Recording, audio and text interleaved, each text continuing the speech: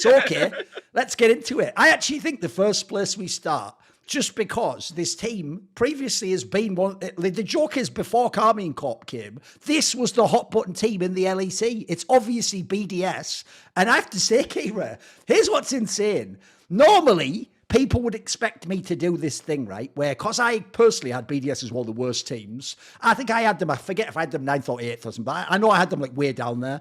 And also, I'm obviously a Crowley friend and fan and supporter. And just in general, I dislike some of their players. And I obviously have reasons because they're fans to dislike them. So people would probably think I'm going to do the angle now of like, it's just BO1s, who cares? But I'm actually not, Kira, because I actually have to say, if I was to go back and rewatch the whole split without nameplates, and so I couldn't possibly have any bias, and I can't remember, the sequences, so I don't know who it is, etc. I'm not joking. I would actually have to conclude for real, this was actually the cleanest team in the LEC. Yeah. It's real. Like, even though part of me obviously has a reason to not want to believe it, I can't deny it.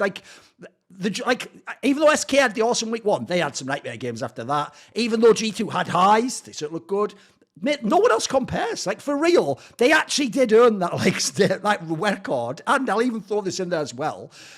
Bearing in mind, as people have pointed out, a lot of people don't put stock in the Carmine Corp win because BDS was already in the next round and Carmine Corp was out. So I don't even take that win as much. And then I've got to say, in general, I just think actually, this isn't even a case of where it's like, well, because of BO1s, there's a lot of variance. They pretty much earned all these wins. They actually were the better team. And I'll even say this as well. If you notice, the one thing I always do, maybe this is my angle. If you notice, I don't tend to overly praise the players on BDS. I often praise the coaching staff. But now you see why. Dude, I actually think their coaching staff, unironically, is really good at drafting and actually seems to be quite good at teaching people how to close games. Those are banger fucking skills if you want to win BO1s, by the way.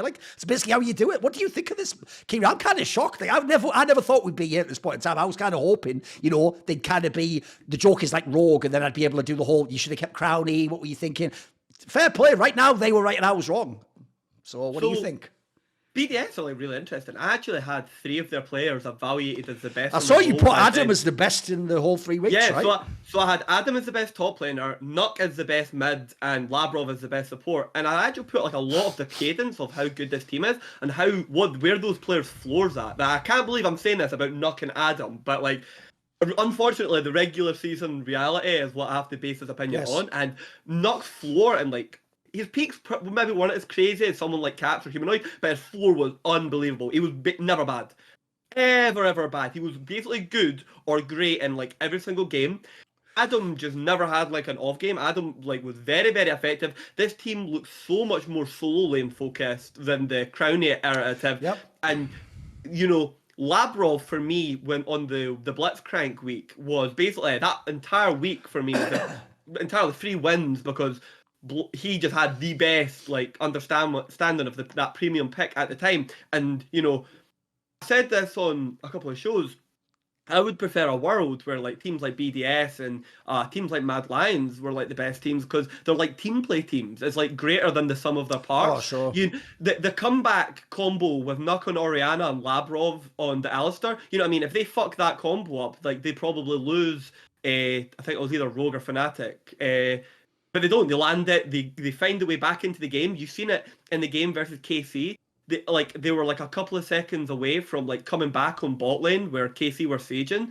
This team, I think the biggest problem this team had, and the reason the record isn't as sick, is they played G2 in week 1 when it was the worst time for them to play G2 because they were on that Nocturne comp that looked so unpracticed in the LEC at the time, and they lost to G2. So I actually think their record's a bit worse than it could have been. I actually think they might have beaten G2 at a different time of the year. I think a lot of their wins. The only thing in week 1 I was really worried about was they were taking fights away from ice. And I thought, language breakdown, not explaining term, right. It's hard to understand English people if you're Korean speaking English. Sure. If you stick a French accent on top of that, or if French people are literally speaking French among themselves, it's impossible. But then it kind of disappeared, and Ice has been fine. I wouldn't sign any crazies about them. But yeah, BDS has been a really interesting team to see evolve over the split. Very different to the BDS of old. This time they're great without Shio. I don't think Shio's playing particularly well. I think he has mares all the time. So there's an evolution of this team on the cards where like Shield's playing better, or like, you know, he finds that like spring run of form that he had, and this team could get super, super dangerous. And for me, I think they were the best team, like for what they showed in the league. I don't think it was particularly close. Yeah, the interesting thing is I can actually give you some insight because I actually know some of the people in BDS, as much as that might shock people, and I obviously know people like Crown Shot. So the interesting thing is, the reason why I say I have to actually hold my hands up and say the BDS coaching stuff was right and I was wrong is, look, I can't actually know technically that if you put Crowley in the same games, maybe he even plays better than Ice and then they win even more, look even better. That could be the case as well. But bearing in mind, they essentially have, like we said, looked the best in pretty much all the games. Like their plan or whatever they conceived of is what has come to play on the server. And I can tell you, as you just said, there's the part that this is where I do get slightly annoyed at fans who, you notice, most fans, by the way, when they tell you your opinion's bad or that you're an idiot or that you don't know the game, don't then go on to give you analysis that shows that they have an opinion. All they're saying is just a blanket statement like, you're wrong. And then they don't actually have like a point themselves to counter you, right? So really, that's why I imagine it's probably just emotion they're reacting off, or they don't like the sentiment, or they think you're mean or you're against that, you know, something separate basically. But the reason I bring this up is because how come no BDS fan who's been bragging has ever even pointed out what you just pointed out, which is actually obvious if you think about it. If you contrast this BDS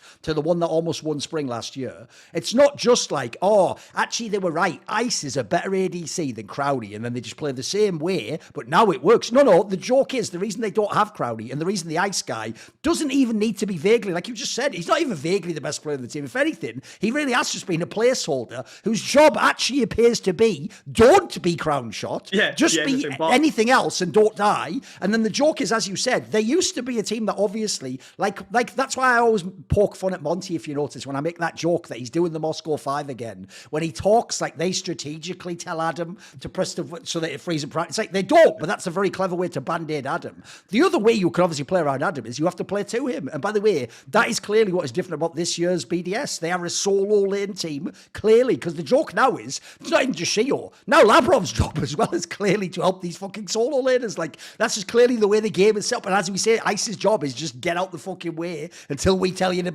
fucking left click, basically. That's about it. So the weirdest thing about this team to me is, I mean, as much as we've all flamed Adam, etc., tell you what, they're playing to him, it looks fucking great at the moment. I can't deny it. And that is, as far as I know, by the way, the main issue they had.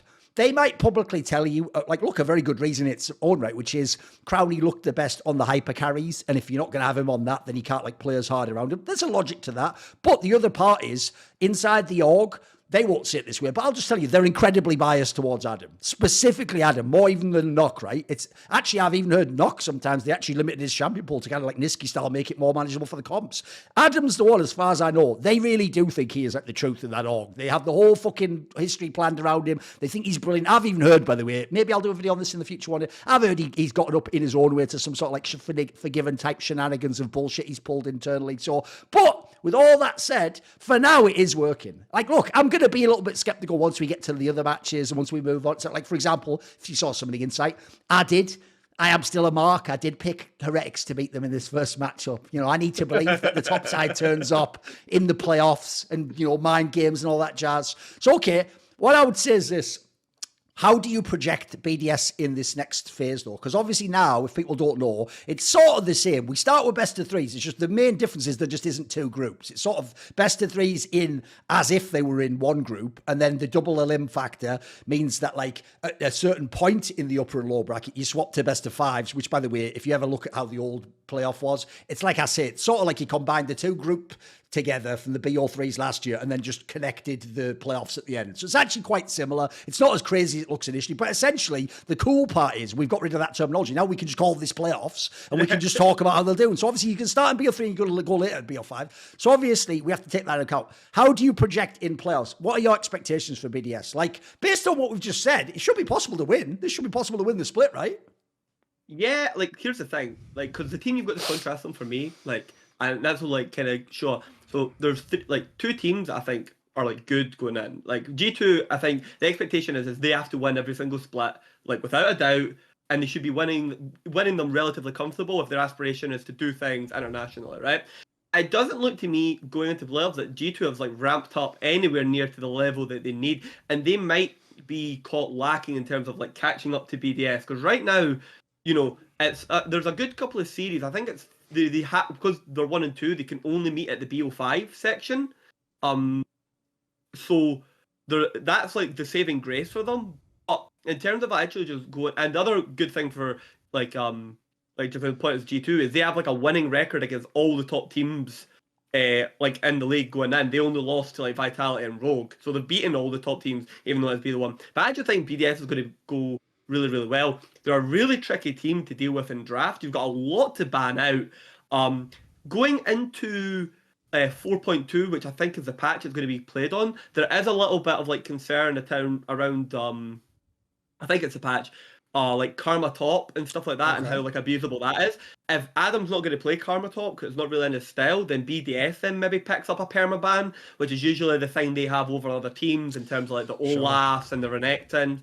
But if people want to fall back onto like Casantes and stuff versus Adam, you know, he is going to just pick the Garen into you, and no one's really shown like a bona fide like solution to it. It like basically just looks like on what it should be an almost like industry standard like counter to Cassante, the same way as you've seen a variety of them across, you know, Nar, you had like a Rally and stuff in the past, like Chasey pulled out in playoffs. So I think BDS, and the good thing is they're not so much tied to like any crazy individual like player having to like pop off. A lot of it is just really smart, like timings on skirmishes and taking good like objective control and letting the players that have got resource leads get themselves into damage pockets and coordinated like team fights. And that's, even though, you know, other people can like team it and out team fight you, and that's where the inconsistency comes. It has its own form of consistency in terms of you're not like dying on one person to like, you know what I mean, carry a massive team fight in terms of damage. So I just think they'll do really, really well going into the playoffs. I think anyone that's got them's got like a lot of prep on their hand in terms of like Sophie's choices of like the pick ban. And it looks like it's most likely going to be a pretty good meta for them going into like playoffs of like what is strong. So they should look pretty happy, and they should be, put it this way, if they don't win like the playoffs, they can consider this an almost similar level of failure to the previous one where they lost to Mad Lions, where realistically you should be looking to try and win this. You know what I mean? Take this one off of G2 in all reality. Yeah, one thing I would just throw out there is I actually think the other thing that the BDS squad has proven is that when you have these really strong, look, I know it's just colloquial to say one trick. Obviously, he's like a 2 or a 3 trick, isn't he? So like, but you get what I mean by that. We just mean like individually sort of one tricks, 3 different champions, and that's about it, right? First of all, there's the other thing. Even though I dislike the guy as a person, I have to give credit to his game. He has also leveled up. Like, the joke now is he actually can play a Renekton and stuff like that. It's not just going to be an instant loss or like LoL. He's not like if you took the nameplates off, he looks fine on LEC on that level. He's not the best on those champions, but he's okay on them. And by the way, even when people memed, he had the odd Scion game last year that was totally plausible, and he could make work, etc. So first of all, it's not as limited. It's not like you can only ban him out. But the problem with this is when someone has unique champions, there's obviously 3 logical approaches you can take. 1, you just ban him out. 2, you can say, I'll just basically pick a matchup that works into that champion. Or 3, you can try picking it yourself. Now, my problem is this.